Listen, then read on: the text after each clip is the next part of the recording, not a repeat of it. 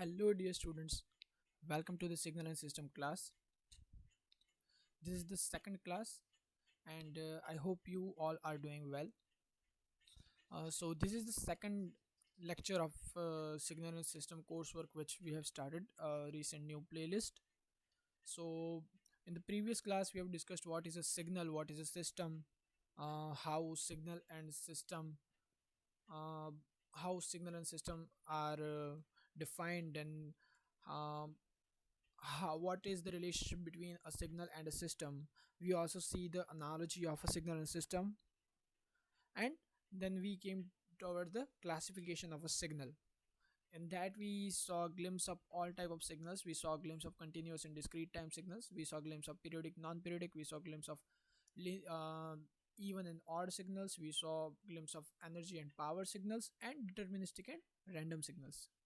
So today we are going to discuss in detail about the continuous and discrete signals and analog and digital signals. But before that, if you have missed the previous class, I would encourage you to go and watch the previous class. You will be seeing the link flashing over the I button. So if you have missed the first class, please attend that and then come back to this video. If you've already seen the first lecture, then let's start with this lecture.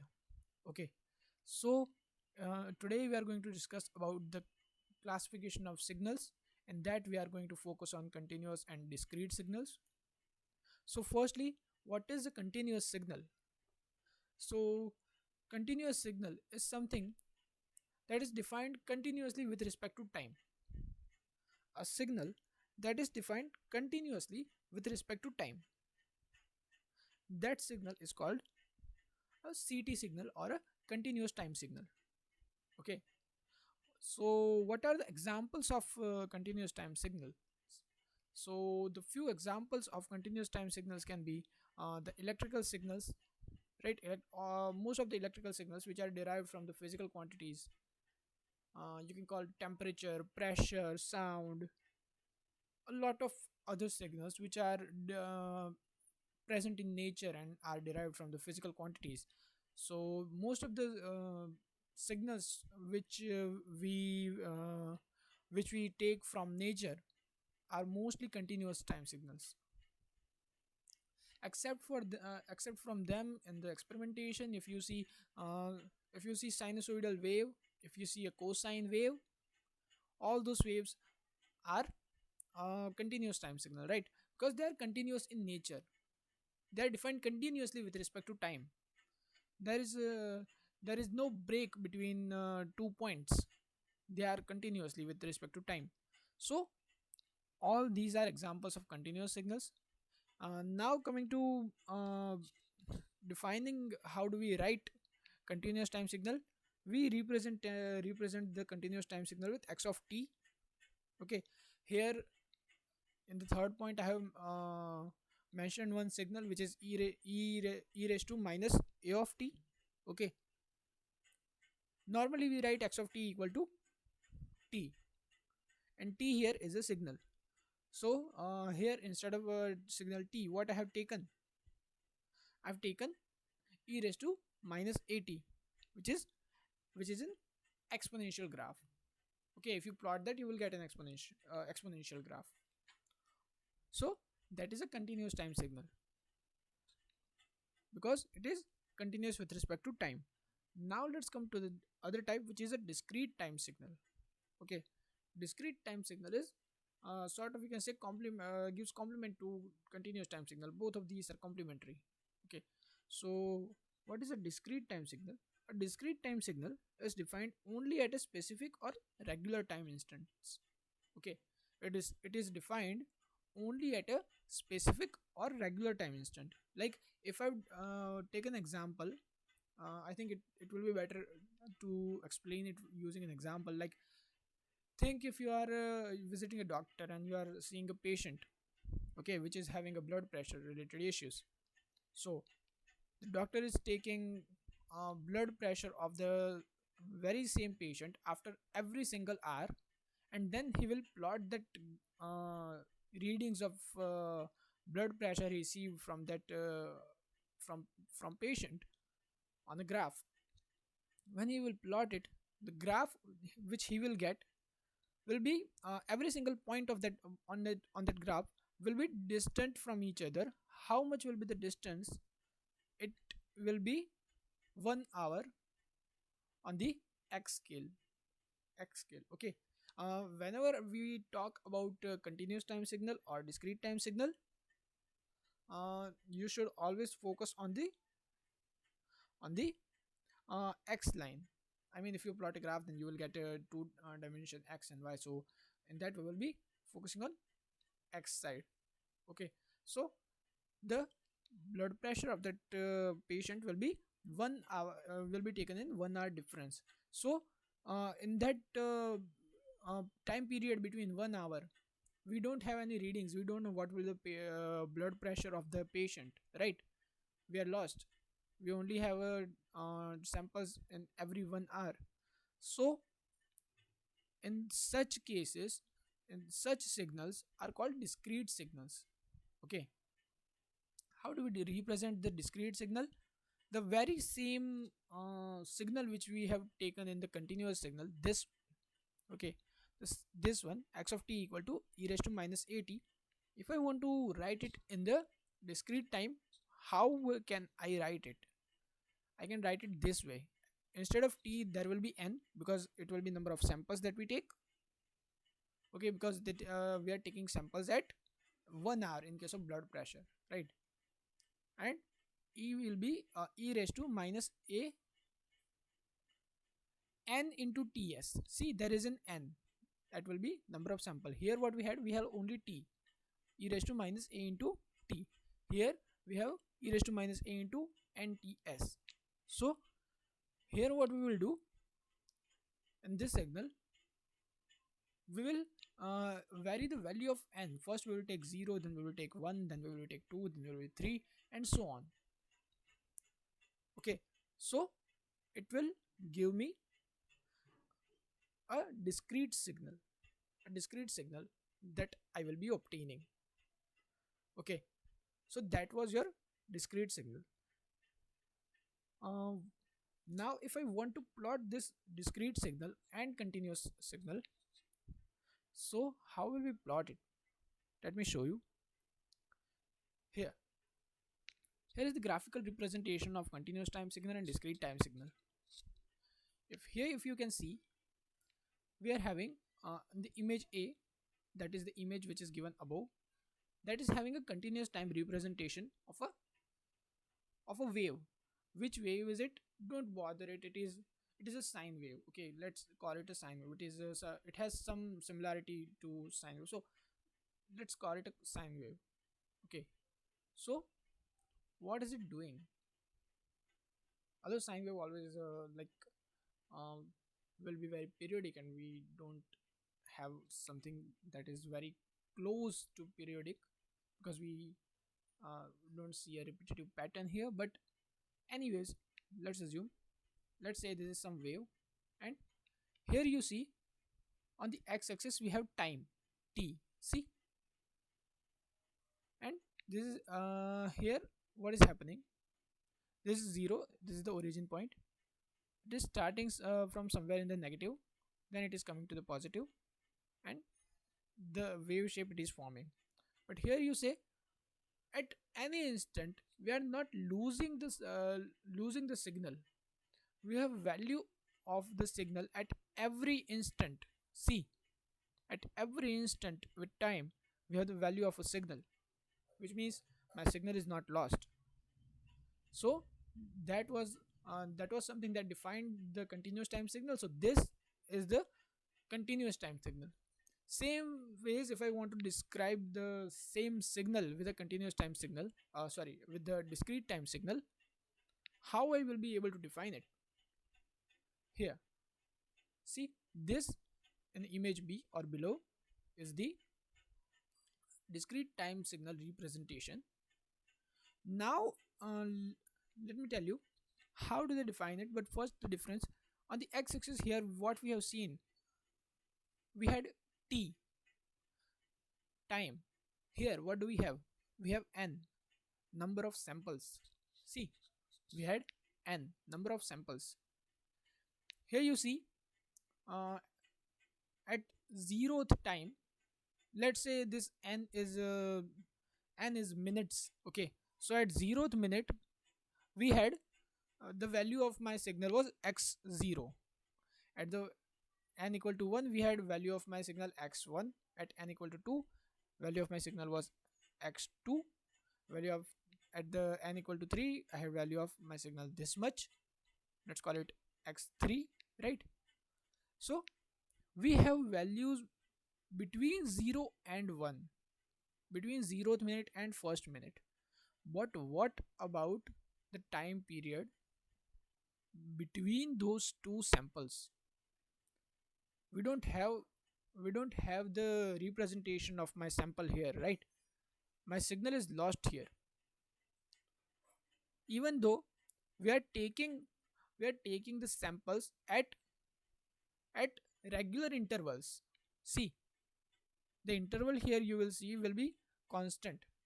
At interval of 1 we are taking our samples, but at the same time between 0 and 1 we don't have anything, which means this is a discrete time signal.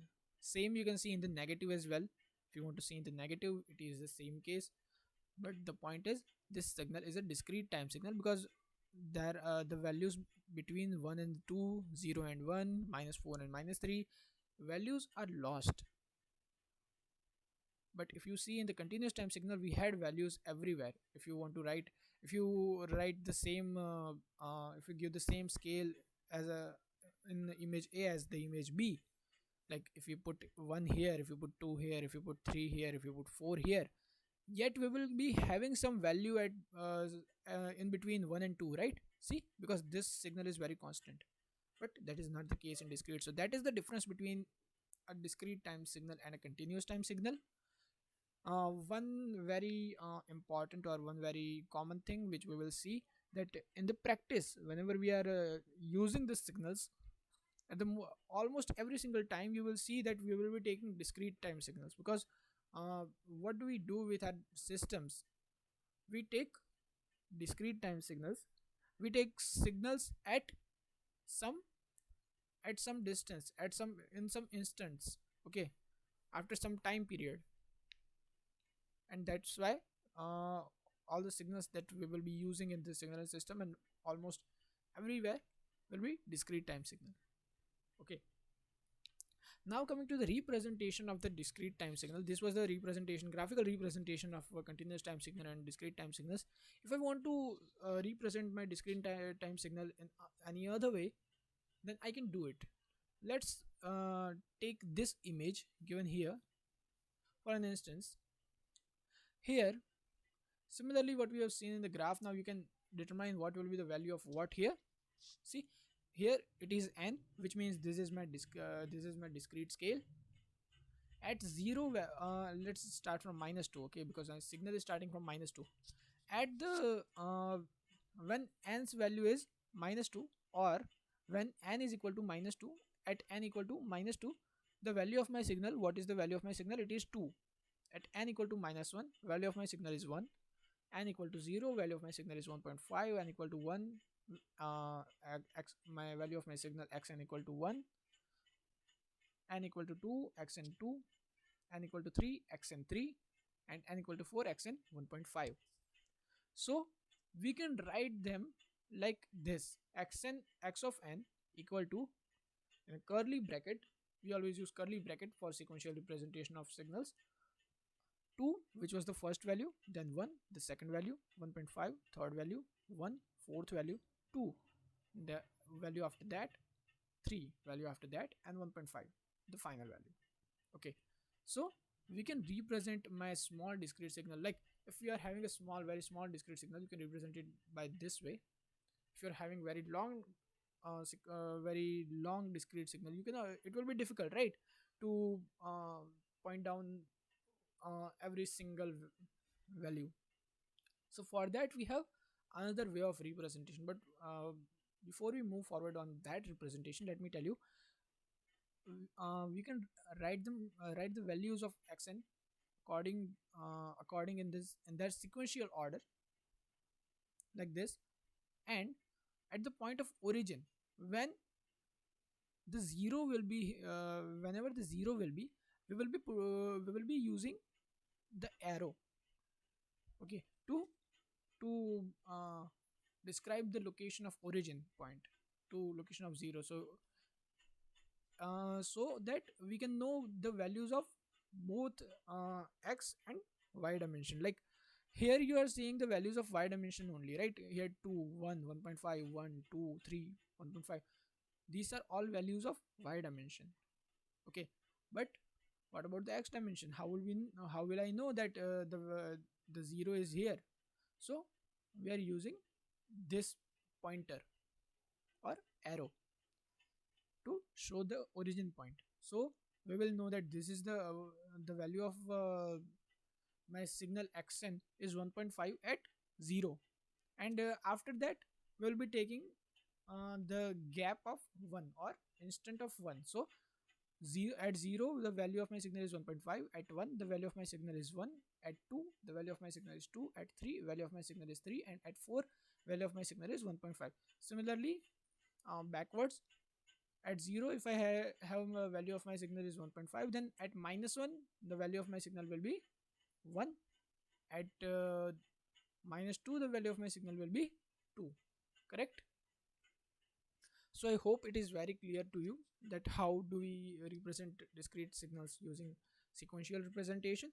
Now if we have the large signals, if we have multiple values, and my signal goes till n numbers on x-axis, then how will I represent it? Will be too long to use sequential representation, right? So for that, what we have functional representation of a discrete time signal. Okay, so in functional representation, what will we do? The same figure here you can take, right? Same figure here you can take. We will form a function. We will form a function. Okay, again x of n equal to 2, where the we will take the values on y-axis first. So 2, and we will check at which other points we are having the same values of my x of n as 2. So we have value 2 of x of n at -2, then we have value 2 of x on x on n at 2. So we will mention n equal to x of n equal to 2 at n equal to -2 and 2. Then again we will check the next value. We have here what we have, value of x of n equal to 1. We will check where else we are having the value 1. Here, what are these points? -1 and 1. So we will mention x of n equal to 1 at n equal to -1 and 1. Similarly, we will check for 1.5. We are having 1.5 at 0 and 1.5 at 4. So 1.5 equal to x of n equal to 1.5 at n equal to 0 and 4. Again 3 for 3. So at 3 and n equal to 3, we are having x of n equal to 3. And except for these points, we are not having any values. See, we are not having any values, which means value of x of n at all the other points, what the value of x of n will be, or all the other points will be, it will be 0. So equal to 0 elsewhere. Okay, so this is how we use functional representation to uh, to represent a discrete time signal. Okay, so that was your continuous and discrete time signals. Now let's come to something very interesting, and most of the people mistake these signals for discrete and continuous time signals: analog and digital time signals. Okay, most of the times I have seen that most of the students mistake analog signal for continuous signals, which is not exactly the case. Okay, so let's see what is analog signal first, then we will distinguish them from continuous and discrete. Okay, so analog signal is a signal whose amplitude can take on any value in continuous range. Okay, the amplitude of this signal can take any value in a continuous range, which means this signal can go from 0 to infinite anywhere. Okay, but here it is not mentioned anywhere. Please see the definition very correctly, that here it is not mentioned anywhere that you are taking samples, or it is present in nature. Okay, it is not mentioned anywhere. So it can be either continuous or discrete, even though most of the times analog signals will be continuous, but it is not necessary that analog signal cannot be a discrete signal. Okay, then analog signal amplitude can take on an infinite number of values, right? It can take infinite number of values, as I mentioned. It is written in the definition of only, right? It can take on any value of continuous range. Okay, and what are the some examples of analog signals? So most of the signals again which are present in nature will be the analog signals, like temperature, pressure, distance, sound, voltage, power, current, anything. Most of these signals will be analog signals. Now let's come to the other one, the digital signals. So here is the digital signals. So what is a digital signal? So unlike the analog signal, the signal whose amplitude can take only a finite number of values will be a digital signal. What we had analog signal, in analog signal we had a signal whose amplitude can take on infinite number of values, but here we have only finite number of values. So those signals can be called digital signals. Okay, normally what signals will be called digital signals, which you have seen, which you have used in everyday routine life, will be the signals associated with the digital computers. Okay, your smartphones, computers, laptops, palm tops, and whatsoever. Okay, the signal associated with all that are digital signals. Why? Because if you have known, of course you have known, if you are in engineering and you are learning signal system, then of course you have known that have only the computers only take binary signals which have two values, or either 0 or 1. Okay, so those signals are digital signals.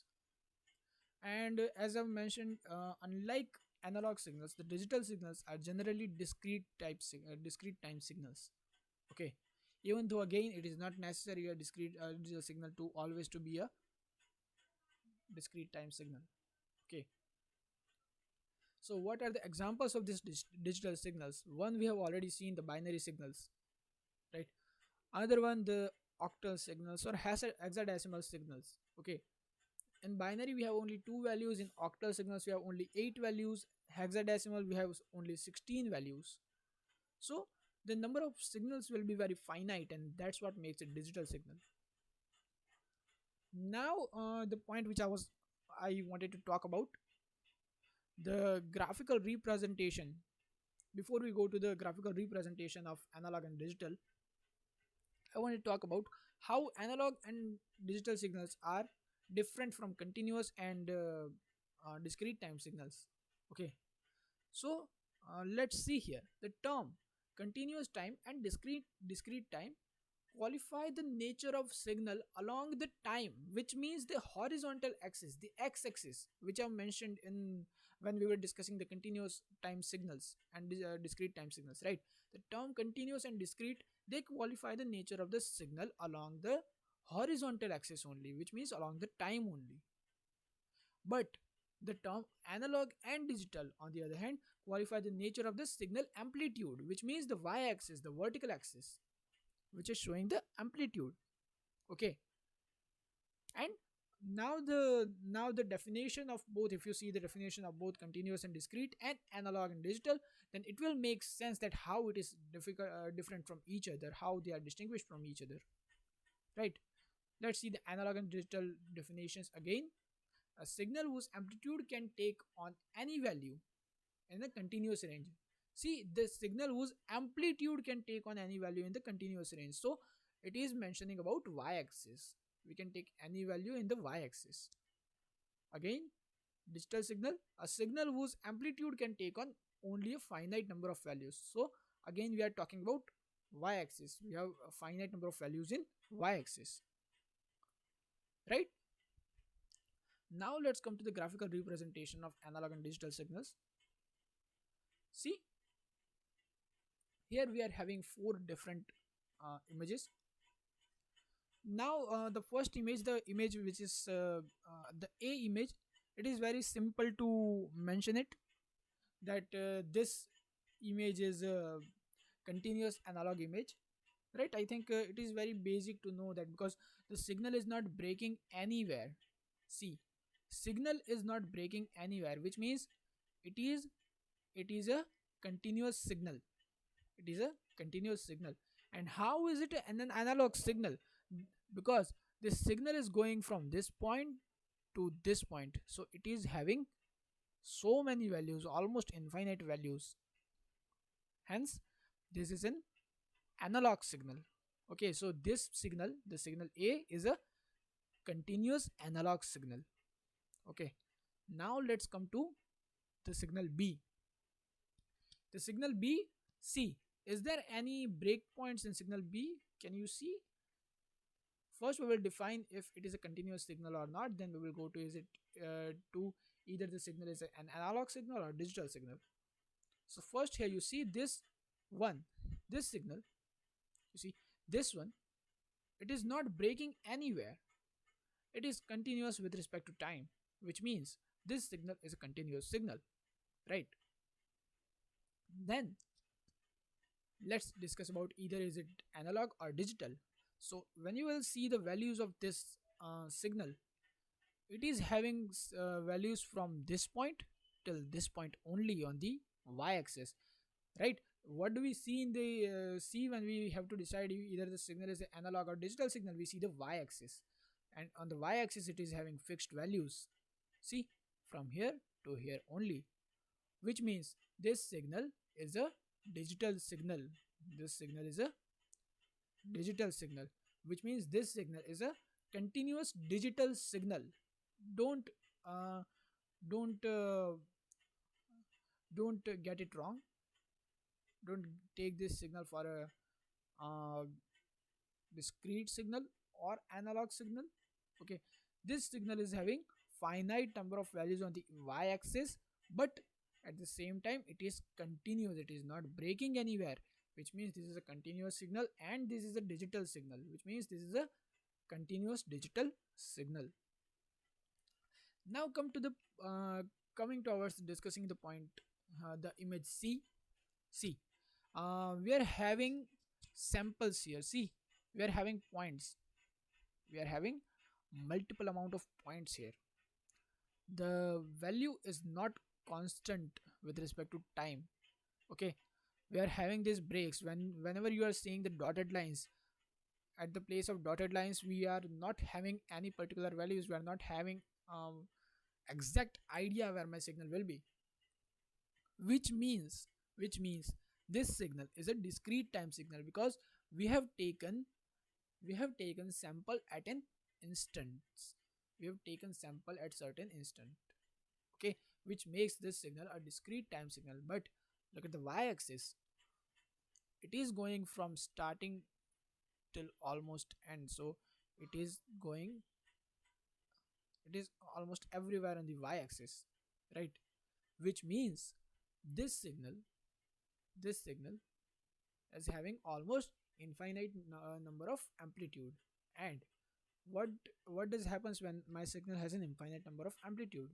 A signal whose amplitude, see here, the first point, a signal whose amplitude can take on any value in continuous range, that signal is called analog signal, and which is the same case happening with the C here. Okay, even though it is a very rare phenomena to find a discrete analog signal, but they do exist. And here you can see it is a discrete signal and it is also an analog signal. So the point C is a discrete analog signal.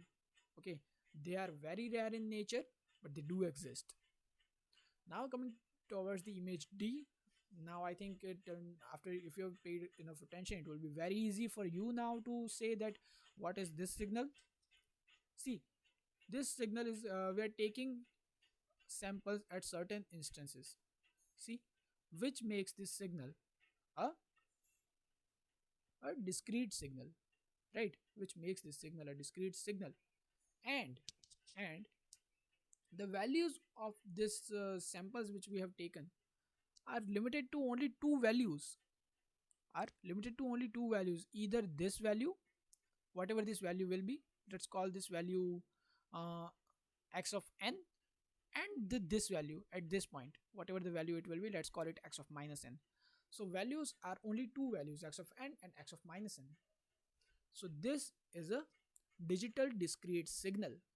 This signal is a digital discrete signal because we are taking samples at certain intervals, and the value on the y-axis is very finite. There are only two values, which makes this signal a digital discrete signal. Okay, and by the way, if you have paid enough attention, then figure A and figure C are representing the same graph, right? They are representing the same values, and figure B and figure C, they are representing the same graph, same values, right? They are almost identical images, but we are representing them using different types of signals, and that's what the difference between those images are. So I hope you have understood about continuous time signal, discrete time signal, analog time signal, and digital time signals from this lecture. I'm keeping this lecture till here. In the next lecture, we will be discussing periodic and non-periodic signals, and if time permits, then we will be discussing even and odd signals. Okay, so I hope you have understood this lecture. I will be seeing you in the next lecture. Thank you. Bye bye for now.